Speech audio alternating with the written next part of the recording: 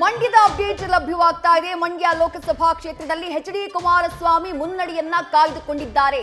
108 ಮತಗಳಿಂದ ಮಾಜಿ CM H D. Kumaraswamy ಮುನ್ನಡೆಯನ್ನ ಕಾಯ್ದುಕೊಂಡಿದ್ದಾರೆ. ಕಾಂಗ್ರೆಸ್ನ ಅಭ್ಯರ್ಥಿಯಾಗಿರುವಂತಹ star Chandru ಅವರ ವಿರುದ್ಧ 108 ಮತಗಳ ಲೀಡ್ ನಲ್ಲಿದ್ದಾರೆ ಎಚ್.ಡಿ. ಕುಮಾರಸ್ವಾಮಿ. ಎಸ್, ಬಾಗಲಕೋಟೆಯ ಡೀಟೇಲ್ ನೋಡ್ತಾ ಇದ್ದೀರಿ. ಬಿಜೆಪಿ ಅಭ್ಯರ್ಥಿ ಪಿ.ಸಿ. ಗದ್ದಿಗೌಡರ್ ಮುನ್ನಡೆಯಲ್ಲಿದ್ದಾರೆ.